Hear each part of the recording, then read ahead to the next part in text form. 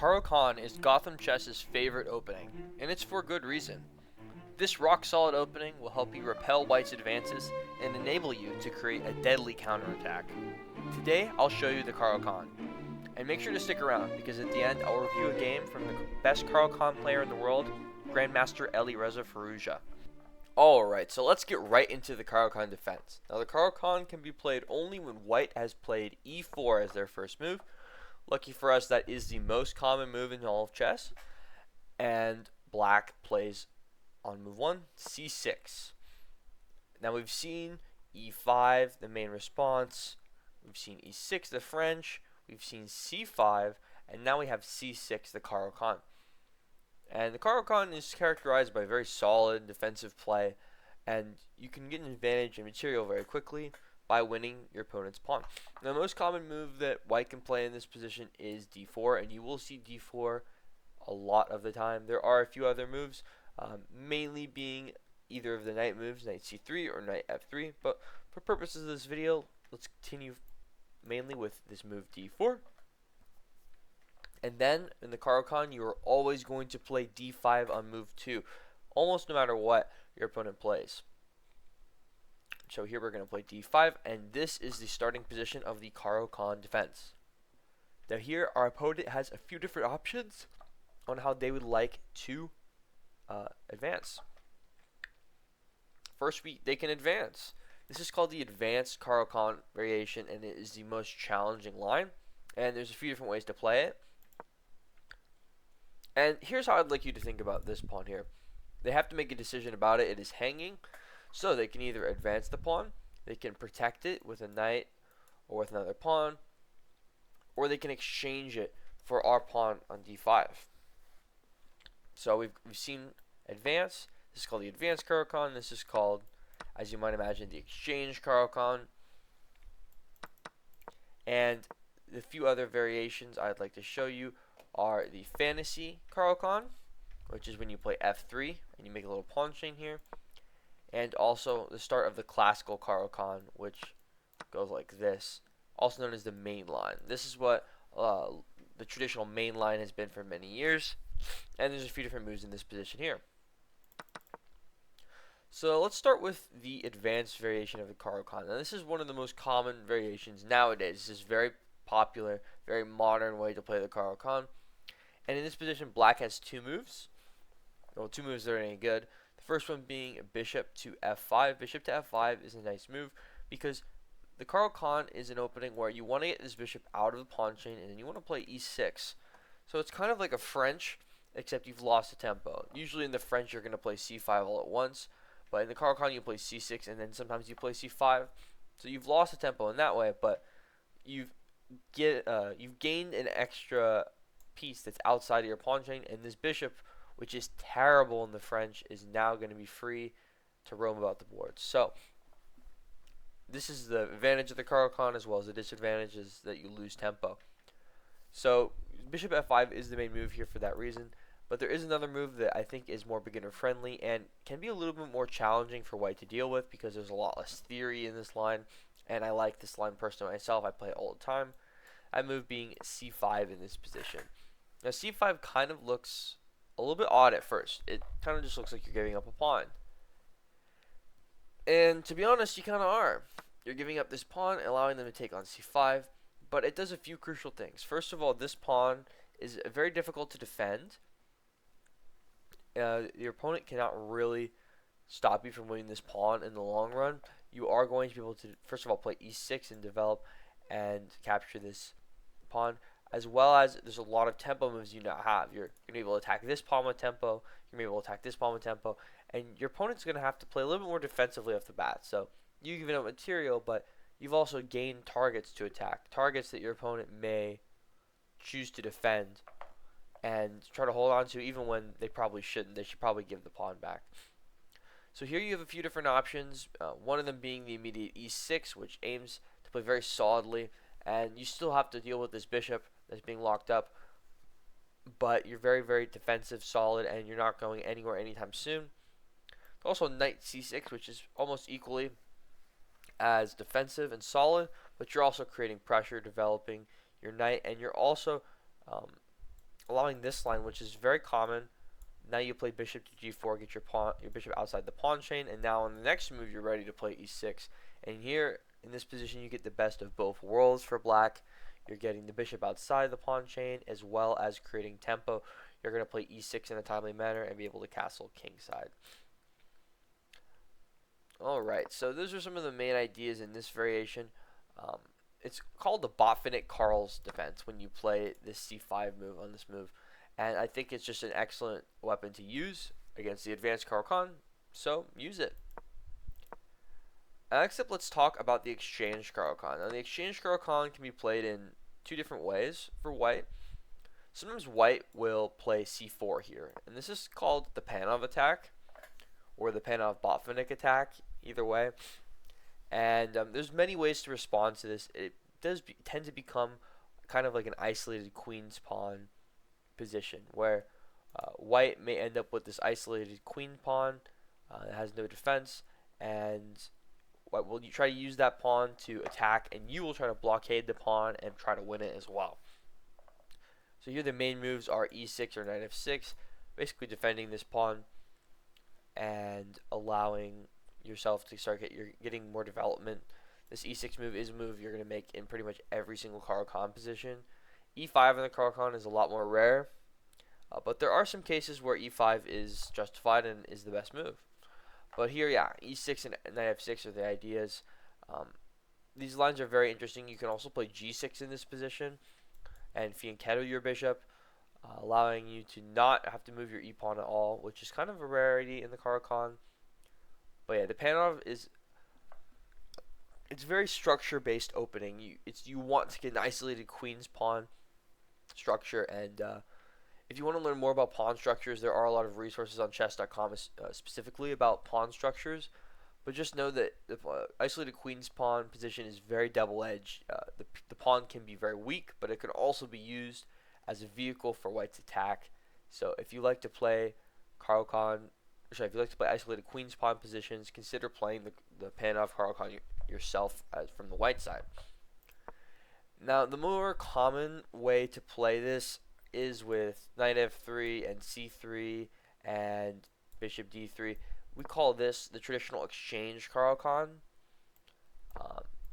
So they make this pawn chain here, and we have this typical. This structure is called the Carlsbad. It comes up in a few different openings, mainly d4 openings, but this is the one e4 opening where you get the Carlsbad frequently. Let's just exchange some bishops and then play e6. So we get a variation like this where we both have the three pawns, except we are playing the better side of the Carlsbad. When you play the Carlsbad from we play in the Carlsbad structure and you're playing a d4 opening as white, you get what's called the minority attack. And it's when you're the one with the open c file, you have two pawns here, and you can use them to play move like a5, b5, and then b4, and you can attack this pawn chain, create a weakness on c3, and gain major control over the c4 square, maybe put a knight on that square. And this is a strategy you can use to attack on the queen side. As well, there's a few other ideas you can play in this Carlsbad structure for black, mainly being f6 and e5, trying to strike in the center and have two connected pawns. Those are your main plans in this kind of structure, and I find this structure very fun to play from the side with the minority attack. So in this position, I like playing black, but if we were playing a Carlsbad structure from a Queen's Gambit, I would like to play that from the white side. So yeah, the main idea is you want to solidify your center, and you're also going to play on the queen side. You may go for this f6 e5 if your opponent locks up the queen side, and they often do. They try to play moves like b4, preventing your pawn from ever advancing to that square. But know that every pawn move they make, this pawn especially becomes weaker, and you're going to be able to attack it with your rook on the file, your knight jumping in to a square like b5 as well. So alright, that is the exchange Caro-Kann. It is a very common opening, especially at the beginner level. And now I'd like to go to the fantasy Caro-Kann. The fantasy Caro-Kann is a very interesting variation of the Caro-Kann, mainly because it is highly tactical, and black can land themselves in a lot of trouble very quickly if they don't play accurately. Um, Taking is not usually the best move. You can justify taking if you do play e5 immediately, and this is the case I was talking about before, where you're going to play e5 in the Caro-Kann. This variation here, first of all, if white takes, this is just actually terrible for white. Like, white has no advantage at all. Black's going to get to develop their pieces, and there's two weak, isolated e-pawns in the center of the board that black can win back very easily. Um, it's just going to be a matter of developing your pieces, getting a rook on this file, and these pawns are going to be free for black, and you're going to get a very symmetrical structure. You're going to get something that is easy to play for black and less easy to play for white, especially now that white cannot castle and develop a rook at the same time. So this variation is not one you should be worried about. Most of the time, white is not going to take. The best move and only real move here is knight to f3, threatening the pawn in the center. And this is the other theory move, bishop g4 here. Bishop g4 is a very common move in the Caro-Kann. Bishop g4 and bishop f5. You want to get your bishop to one of these squares, and usually when your opponent's knight appears on f3, you're going to want to pin it, especially if it's a useful pin. If this knight is attacking something like here, the knight was creating pressure on e5, but now it's not. And we're just able to create a lot of pressure very quickly on white's position, as well as getting our pieces developed. So, all right, that is the fantasy variation. From here, the lines branch out very sharply. Bishop c4 is probably the most common move you'll see. Apparently, the engine says c3 is a little better for white. I don't see c3 very much in this line, to be honest, but engine likes it. But yeah, bishop c4, and your opponent's going to try to play on this f file here. They're going to castle, get the rook on the f file. They're going to play moves like knight to b5 or knight to g5, trying to attack this weak f7 pawn, and that's their main goal. That's why bishop c4 is a nice move in this kind of position for white. And you just got to play very solidly defensively. Notice tactical ideas, such as this knight jump in a lot of variations is going to be a tactical idea. And notice pins. And be careful when you play this move knight to d7. You don't want to restrict the king's squares too much. Alright. That is the fantasy Caro-Kann. And now we're going to go over the main line of the Caro-Kann, which starts with knight c3 in this position. And the best move for black by far is d takes e. So black will play that, and opponent will play knight takes e. Now there are a few different variations in this position. There is bishop to f5 here, which is a classical variation. Then we're going to get knight to g3 and bishop to g6. And this is a very classical line. This has been played by many, many grandmasters, and it is fairly equal. The pawn structure is slightly asymmetrical, but it's not too big of a deal. And both sides are going to get nice active development here. It's not going to be a super complicated game based on the structure. A lot of the time, your pawn's going to go to e6 here, trying to blockade this pawn from ever advancing. Opponent's pawn may go to c4, likely will go to c4, trying to take as much space in the center as possible. And yeah, it's a very solid position. Can be played for an advantage for both sides, and it's going to be basically whoever can make the better moves and understand the little nuances in the position, that's just going to get the advantage. Now, you don't have to play bishop f5 in this move. You can play what's called the Caro-Kann variation, which is a very interesting line in my opinion. Starts with knight c6 in this position, and you can take, or opponent will take, and you'll take, and now you have the Caro-Kann variation where you take with the e-pawn. Now this pawn structure here kind of looks weird, but it is very nice to have for black. These pawns, while they're stacked up, they do provide a nice defensive cover for the king, and your king is going to be very, very safe. Not only that, but this e-file is ready for you to occupy.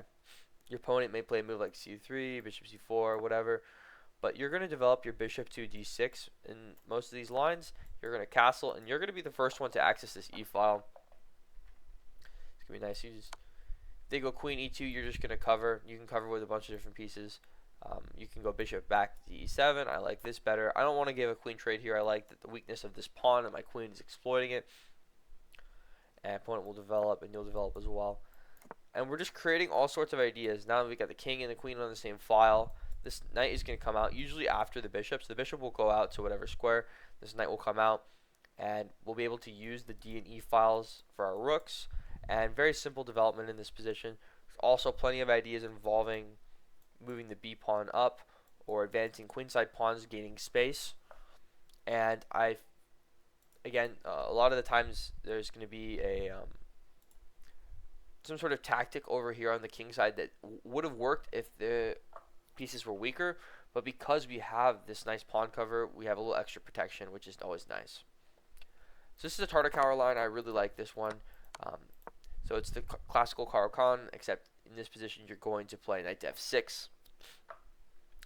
Now there are a few other variations. One I want to talk about is the Karpov line. This is also called the Karpov variation. And you have to be very careful in this line because, as I mentioned before, this knight d7 move comes with a certain amount of risk. Like, for example, you could fall into this very common checkmate. This is a checkmate you need to know about if you're going to play the Caro-Kann, especially this Karpov variation. Your opponent will play a very slow move that looks like it's not doing much, queen to e2. And notice that your king has no squares here, and that the queen is x-raying this pawn a little bit. And if this knight were to move out of the way with check, this pawn would not be able to capture back. So if you don't see what's going on here, I'll show it to you. Say you're black and you make lackadaisical move h6. It is mate in one with this nasty checkmate, knight to d6, and the pawn cannot take because of the queen's pin over the pawn. So this checkmate has happened a million times and a bunch of different variations. I mean, any of these moves here, this is checkmate in one. Like, all these random moves would be checkmate in one. You have to create some sort of space for the king. A move like e6, it still isn't even great, but you need to be careful when your opponent plays a move like queen e2. And notice that this queen e2 move is not a bad move at all. The engine says white still has the advantage after queen e2, even though it's probably not the best move for white. It is very tricky and trappy, and if you're just making quick opening moves, like say you even just play knight f6 here, you're still screwed by knight d6. So be careful if you play this Karpov line. I do not recommend it to beginners. And I do think if you do want to learn it, you need to study some opening theory, learn the variations, learn all of the lines that you're going to play commonly, and understand it much better than your opponent before you ever try it in a game, because something like this could ruin your day.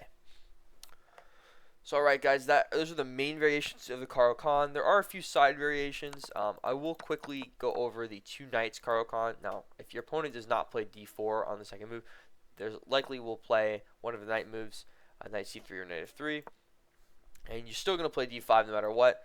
And your opponent most commonly will play knight to f3. Sometimes they will transpose into the classical Caro-Kann by playing d4, but usually they play it from the other move order. Now, there's a few different lines here. The one I like to play is the so-called Mindeno variation with bishop g4. And this is a very solid line. You get everything you want in the Caro-Kann in this line, in my opinion. You're going to get your bishop out. You're going to get to play e6. You're going to get a nice pawn triangle in the center. If your opponent takes, you can choose whether to take with the e or the c pawns. Usually I'm going to take with the c pawn just to keep my pawn structure all nice in front of my king. And you're going to get this open c file to use. And your pieces are going to find nice development. Knight's going to come to f6. Bishop will go to d6. Sometimes it will go to c5 or b4, but usually it's going to go to d6, and you have ideas of dropping the bishop back and creating a battery. Likely the king will castle to the king side in this position for both sides. So in the Caro-Kann, black is almost always going to castle to the king side, and white usually will castle to the king side, but I'd say it's more likely for white to castle to the queen side than it is for black. So alright, that is the Caro-Kann main variations, and let's get into this game analysis. Alright, so this is an interesting game between Sergei Karyakin and Alireza Firouzja. As I mentioned earlier, Alireza Firouzja is most likely the best Caro-Kann player in the whole world, maybe the best Caro-Kann player of all time. This guy writes new theory in Caro-Kann all the time. Everybody looks at his games when they want to see how the Caro-Kann is played. And as we see, he's playing it pretty much how we've played it so far with c6 and d5. And Caro-Kann goes for the advanced variation, one of the most common lines. And Alireza Firouzja goes for bishop f5. Now this is the actual main line. What I showed you guys with c5 was a sideline that has become way more popular in recent years. This was a few years ago, so he's still playing bishop f5. And we get knight to f3, e6, and bishop e2. And this is called the short variation. I actually play this from the white side very often. And it is an interesting line for white, where white is going to play c4 at some point, try to create pressure on the center.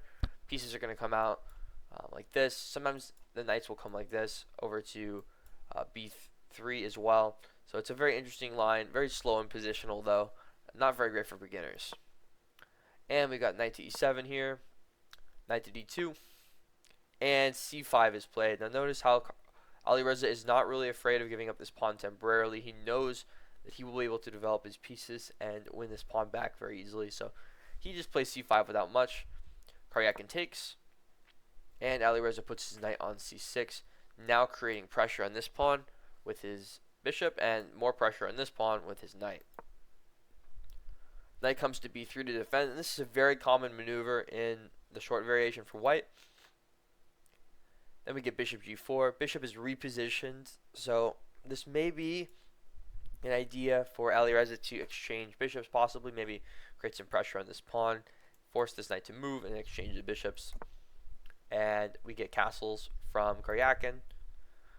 Now we get knight to d7, and see we're creating tons of pressure on this knight, this one pawn here. It's very difficult to defend. This pawn can't come up. Bishop f4 may be played. Let's see what Caro-Kann's response is. And he drops his knight back to e1, which is also a very common rotation in this position for white, but I think it was a little bit inaccurate. You could have probably defended this pawn in some way or use your queen, but yeah. He drops his knight back, and we see Alireza does go for the bishop trade I mentioned earlier. We get we get queen takes, and here Alireza decides he wants to go after the c5 pawn. He'd rather have that than the e5 pawn, so he takes it. We get an exchange of knights, and here we've got a relatively equal position, and the engine actually says it's dead equal. We've got even material, and not only even but symmetrical material. We got both having dark squared bishops, both have a knight, 2 rooks, and a queen. So let's see what how Alireza gets an advantage in this position. First of all, Caro-Kann wants to win a tempo, and Alireza gives the tempo back by moving his bishop back to e7. Then we get queen g4, which is an interesting move that happens in a few different openings like this. It happens in Sicilians a lot. It happens in Caro-Kann as well. Mainly, it's creating pressure on this weak pawn that has been weakened by moving your bishop. So white's trying to punish black for moving his bishop so aggressively. And we wouldn't want to castle here because of a few reasons. The main reason being this nasty bishop h6 move that is going to force a response such as g6, which would lose the exchange. So we don't want to do any of that. And here Alireza goes for a very committal move, king f8. So I'll show you guys the line I was talking about before. King castles, and then we get this nasty move, bishop h6, and g6 is forced. There's no way to defend this pawn here. This pawn is doing an excellent job of restricting black from accessing that square. So here we'd have to play g6, and white would be able to win the exchange. But instead, Alireza sees this and he plays king f8, just saying, hey, my king is a great defender.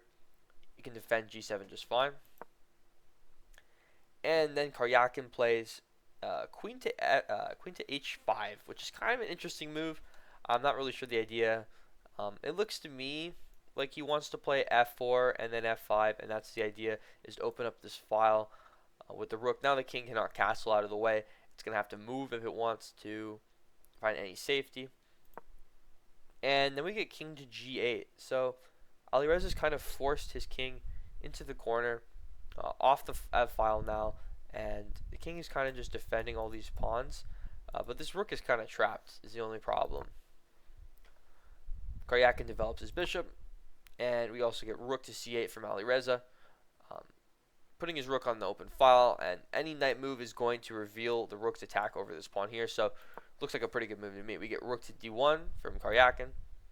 Queen to a5, which is creating pressure on this pawn, also threatening to make this move on the next turn, pressuring the bishop as well as creating an attack on this pawn here. So this is a very multifaceted move, queen a5, creating a lot of attacks, a lot of pressure on the position.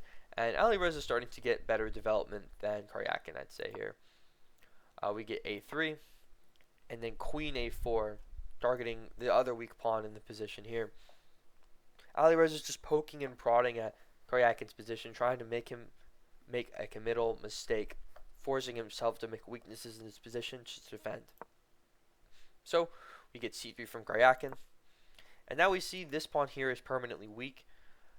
Alireza hopes to disallow White from ever playing this move b4, so he starts with a5. He's got a lot of defenders in this square, and we do see bishop to g5, offering a trade of bishops, and from which Alireza says, I'm not going to trade with you like that. I want to trade on my own terms. I want to allow my knight to reroute to f5, so I will just knock this bishop away and hope to trade. And Caro-Kann does go for the trade.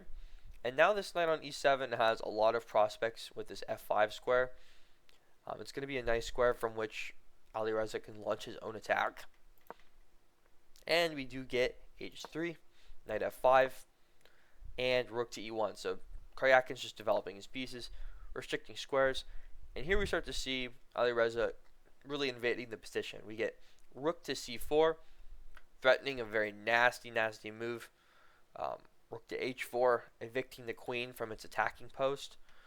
The queen will have to go back to at least f3, maybe even go back to e2. The queen doesn't have very many squares. Here we get g3, restricting the move rook to h4. Then we get queen to c6, which now ideas of d4 and opening up this diagonal are very prudent because now g3 has been played. So you see how Alireza forces a weakness in his opponent's position by creating attack, and then when he sees that the attack he tried to create is no longer going to work, he attacks from a different angle. He uses the opponent's moves against him, and that's what I really like about the Caro-Kann is you can force your opponent to make a committal mistake, and then you can punish them for it. Alright, and Caro-Kann decides he wants to defend this diagonal before Alireza has the chance to open it up. And here we go for h5. Now h5 is a very multi-purpose move. First of all, now this square is inaccessible to the queen because the rook is now defending it. And also h4 might be a nice idea to try to force these pawns to make a decision, force it to advance, or force it to have some sort of response to that, because h4 will come very quickly, crippling away at the kingside pawn structure. And we get f4, creating an attack on the h5 pawn. And we defend the h5 pawn with g6. And we get rook to d2. Very interesting move. Very flexible too. You can stack either rook. You can get doubled up on either file. You're also defending this b2 pawn, which may have been a move that Alireza wanted to play. A move like queen to b6, creating an attack here. Also pressuring this pawn here. Forcing this queen to defend the pawn here because the pin will, or defend this pawn because the pin will disallow this pawn from defending here. So then we get b5, and I think Alireza's idea here is to play this b4 move and blow up the queen side of the board, open it up fully, and use his advantage on that side of the board to invade. Here we're getting knight to d3, which is a nice move to covering this square that I'm talking about, b4. And then we get g5. And Alireza is just attacking. He wants to play aggressively. He may be preparing h4. He may be preparing g4. And Caro-Kann is probably getting a little scared at this point, wondering if he has an advantage or not. And the engine says black most certainly has the advantage here. Queen is retreated to g2, and I think this is a step in the wrong direction for Caro-Kann. His queen was nicely placed on f3, accessing a lot of diagonals and a lot of files where it can transfer. Here on g2, it really has no options. It's basically just a bishop. And when your queen is only using the diagonal, can't access any files or ranks, It's just functioning as a big old bishop, and that's not what you want your queen to do. Here we get king to f8, getting off of the same line as the queen. Alireza is afraid of some sort of h4 here or anything. He doesn't want to be on the same line as the queen. I don't blame him. Then we get king to h2. I feel like Alireza, or not, Caro-Kann thinks that his king is much safer here, defended by the queen and the 2 pawns, than it is by this in this area where it might be susceptible to some sort of pin along this diagonal eventually, with the queen sliding over. The king's jumped to the center of the board. Alireza says, hey, my center is very solid, my pawn structure is not going anywhere, and this file isn't opening either, so the rook on that file doesn't matter. King goes right to the center. It's perfect. And now, not only that, my rook is going to be able to enter the game, and that's the main idea of this king e7 move, is get the rook into the game. Queen goes back to h1. I mean, just restricting its ability to affect the board even more. I think this is a terrible move. If the engine doesn't hate it, it's practically just not great. And here we get rook to d8. Again, reinforcing this idea from before, where we are going to play d4 and start blowing up the center of the board, and making sure this pawn stays weak and weakening the pawn structure. And here we get rook to d1, and then we get rook to e4. Now Alireza sees, hey, the rook has left the e file. Now we can take the e file, and our queen can step into c4. And we're going to use all the squares on the board to attack. Queen comes into g2, kind of just a time waster move, trying to throw the ball back into Alireza's court. And Alireza invades with his queen to c4, occupying lots of space, controlling lots of files, diagonals, everything. And Alireza's queen is much better than Caro-Kann's, that's for sure. King goes back to g1, kind of just wasting more time. And here, Caro-Kann is kind of doing this thing where he's saying, hey, I think I have a solid defense. My position is very solid, and you're going to have to find a hole in my position for me to lose. And Alireza is up for the challenge, so he goes for rook to g8, possibly now going for the idea of playing g4 or h4. The queen steps back to h1. Rook is lifted to g6, and we get queen g2.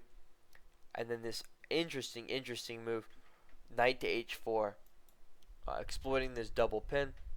What would happen here is if takes, then takes, and we've got a pin on the queen, so it's going to be a rook and a knight for a queen. And in this position, I would take the queen over the rook and the knight any day. So, yeah, Caro-Kann did not like this position, so he did not go for this at all. He decided to go. He went for queen to h1, getting his queen off of the same file as the rook. I don't really blame him for that. And notice he just moved his queen around here. He's really just waiting around. And I think from the context clues, it looks like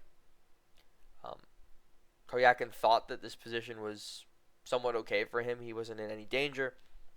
But here's the danger. G4 has arrived. Alireza is hoping to open up the position, create attacks, and there's all sorts of ideas here involving these rooks swarming in and this knight jumping in and creating an attack. So G4 comes in.